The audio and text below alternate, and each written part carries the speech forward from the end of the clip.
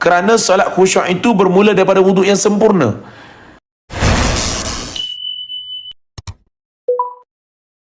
Untuk mendatangkan solat khusyuk itu, ibu tuan-tuan, kita perlu jaga wuduk. Tahu tak, disunatkan kita berwuduk pada beberapa keadaan. Nak tahu ke tak tahu, pagi ni sunat kita berwuduk, ni topik baru sunat kita berwuduk. Nak tahu tak berapa keadaan disunatkan kita berwuduk? Ada lebih kurang 30 keadaan kita sunat berwuduk.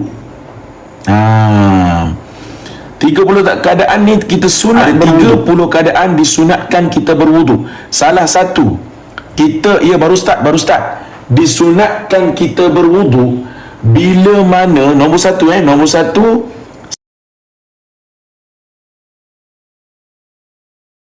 setelah ketawa. Setelah ketawa terbahak-bahak. Setelah kita ketawa terbahak-bahak, disunatkan kita berwuduk. Siapa baru tahu? Untuk orang lelaki disunatkan berwuduk setelah wuduk. Ini jarang orang tahu tau. Disunatkan kita berwuduk adalah setelah makan daging unta.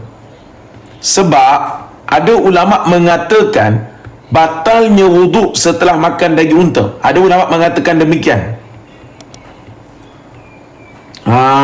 Jadi ini pendapat, walau bagaimanapun pendapat muktamad tak batal. Ibu-ibu tuan-tuan, topik pagi ni topik yang saya tak pernah cerita. Bilakah kita disunatkan berwuduk, ibu-ibu tuan-tuan? Okey. Yang keempat, bila nak tidur. Bila hendak tidur. Tidur ataupun bangun tidur. Disunatkan juga kita berwuduk bila hadir majlis ilmu ni. Sebelum nak hadir live saya ni, nak hadir live, nak tengok majlis ilmu di masjid ke, di TikTok ke, sunat kita berwuduk dulu. Nampak tak?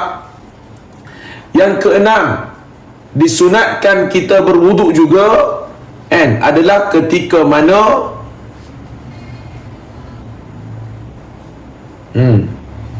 ketika mana disunatkan berwuduk, ketika mana kita bila nak terasa marah. Bila nak marah tu pergi ambil wuduk. Ni Nabi ajar kita. Bila terasa nak marah, nak marah tu cepat-cepat pergi ambil wuduk. InsyaAllah wuduk boleh melegakan kemarahan. Saya berkongsi apa? Ada 30 keadaan kita disunatkan berwuduk. InsyaAllah ibu-ibu tuan-tuan. Tapi saya akan cerita lebih kurang 10 dulu lah pagi ni. 10 dulu. InsyaAllah sebenarnya ada 30 keadaan yang mana yang Nabi SAW ajar kepada kita, dan disunatkan juga ibu-ibu tuan-tuan ketika kita berada di dalam masjid. Masuk je masjid kita wuduk. Tak kisahlah nak solat ke tak solat lagi, mungkin kita masuk awal masjid, maka disunatkan kita berwuduk. Dan juga ketika apa? Ketika kita menyentuh mayat.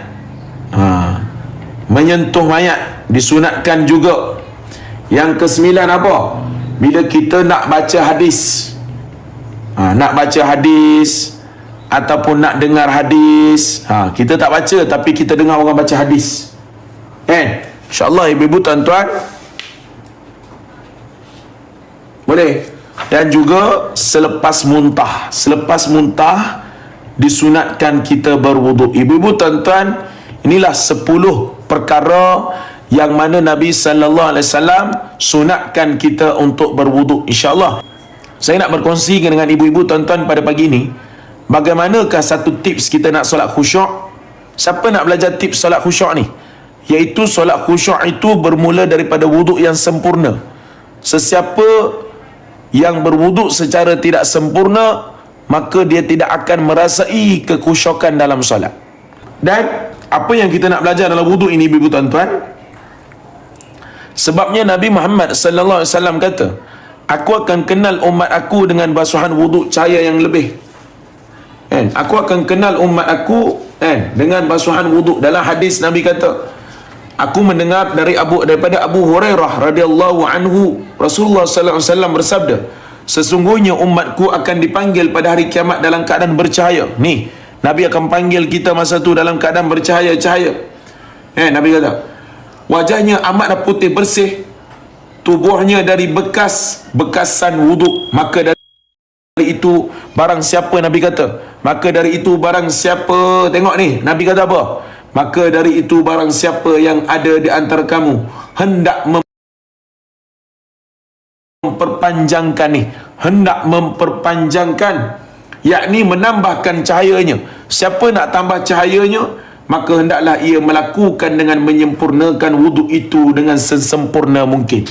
Siapa nak belajar wuduk cara sempurna, Nabi kata umat ini akan dibangkitkan dengan wajahnya. Tengok wajahnya putih bersih. Wajahnya putih bersih disebabkan bekas-bekasan wuduk. Bekas-bekasan wuduk ni menyebabkan badan tubuh kita, muka kita akan bersih pada hari itu. Dan Nabi kata, kau nak tambah tak cahaya tu? Nabi tanya, kau nak tambah tak cahaya? Barang siapa yang nak tambah cahaya, maka dia perpanjangkanlah wuduknya. Nak panjangkan cahaya, panjangkan wuduk. Tu matematiknya. Baik, kenapa kita nak wuduk cara Nabi Muhammad SAW? Ini kerana solat khusyuk itu bermula daripada wuduk yang sempurna.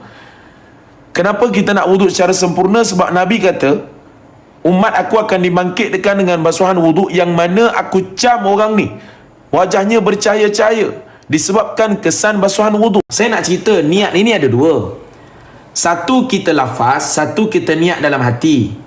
Okey, lafaz itu hanya hukumnya sunat saja, tapi dalam hati tu yang wajib. Sesiapa yang lafaz saja, okey, saya sambung nota niat tadi. Saya sambung nota niat ni. Okey, nombor 4. Nombor 4 apa?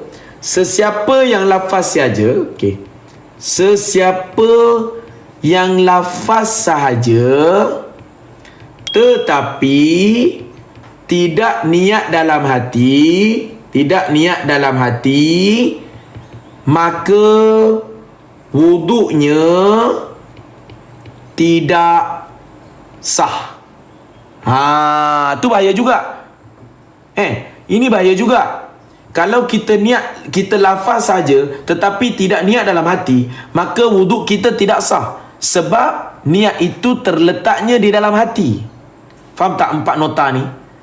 Faham tak nota ni? Saya ulang balik nota ni. Siapa yang niat dekat muka saja, tak niat dekat tangan, maka tak dapat pahala sunat wuduk. 1. Sesiapa yang niat dekat tangan saja, maka wuduknya tidak sah. 2.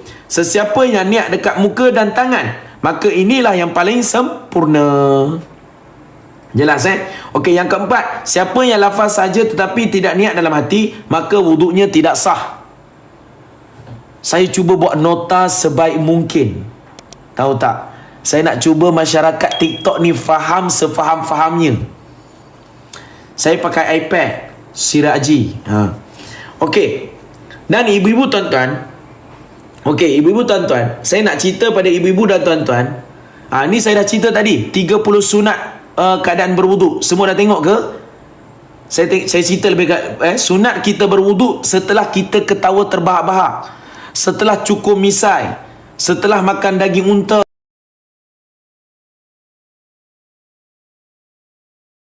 Ilmu. Faham tak ibu-ibu tuan-tuan? Okey, 1.4K, jom kita nak belajar wuduk cara Nabi. Okey, yang pertama, jom. Ya, maksudnya niat sunat wuduk masa basuh tangan mewakili semua sunat dalam wuduk. Betul Kak Zu. Masya Allah Kak Zu, terima kasih Kak Zu. Betul. Kalau kita niat dekat tangan ni, kita tak perlu niat dari tempat lain. Kita tak perlu niat dari tempat lain. Sebab apa? Sebab sunat wuduk ini mewakili semua perbuatan sunat. Sunat wuduk ini mewakili semua perbuatan sunat kita di dalam wuduk. Faham tak ibu-ibu tuan-tuan? Okey. Okey, yang pertama kita niat nawaitu sunanul wuduk. Okey, saya dah cerita tadi Okey, tahu tak? Sekarang saya nak tanya, setuju tak statement bila saya bagi tahu pahala ibadat seseorang ditentukan oleh ilmunya? Setuju ke tak? Kalau kita tak ada ilmu, maka kita tak dapat pahala basuh tangan tadi. Betul ke tak betul? Sebab kita tak tahu. So, jadi kalau kita nak mantapkan solat kita, kita nak mantapkan wuduk kita, kita kena belajar ilmu agama. Disunatkan yang kedua, awak kena baca ta'awuz dan basmalah. Ta'awuz dan basmalah. Mama Jun boleh, Mama Jun. Syazayan boleh. Mama Yah, nanti saya invite. Tengok dulu sunat wuduk ni. Okey, tahu tak? Kita disunatkan baca bismillah. Baca bismillah ni dengan ta'awuz. Ta'awuz tu apa? A'udzu billahi samiil alim minasyaitonir rajim. Itu paling komplit. Ataupun kita baca a'udzu billahi minasyaitonir rajim. Tulis ni. Nota ni nanti saya akan bagi. Okey, yang kedua disunatkan kita baca bismillah. Ibu-ibu tuan-tuan, saya nak bagi nota bismillah sikit. Nak tak nota bismillah ni? Nota bismillah ni ibu-ibu tuan-tuan. Okey, nota bismillah pula. Nota bismillah, tengok Nota bismillah. Okey, nota bismillah ni disunatkan kita bismillah di awal wuduk Okey, di awal wuduk. Disunatkan kita bismillah di awal wuduk. Okey, cumanya ulama kata kalau kita terlepas baca bismillah di awal wuduk, kita boleh baca di tengah ataupun di akhir wuduk. Boleh baca di tengah dan juga boleh baca di akhir wuduk. Tak ada masalah. Jangan kita tak baca langsung. Faham tak ni? Jangan kita terlepas langsung. Kita bacalah juga walaupun kita dah tertinggal. Faham tak? Cuma ulama kata kalau dah baca di tengah ataupun di akhir wuduk, dan yang ketiga tak disunatkan. Tak disunatkan bila dah habis wuduk. Dah habis wuduk baru nak baca bismillah, tak boleh. So kalau di tengah ataupun di akhir, cara baca bismillah dia berbeza tau. Dia baca bismillah dia macam ni. Bukan bismillah macam kita baca biasa tu. Bismillah dia beza dah macam ni. Bismillah. Saya tulis Bismillahi awwaluhu wa akhiruhu. Kalau di awal baca biasa je. Bismillahirrahmanirrahim. Siapa baru tahu? Komen. Siapa baru tahu? Ibu tuan-tuan, kalau kita terlepas baca bismillah, kita boleh baca bismillah di tengah ataupun di akhir wuduk. Faham tak?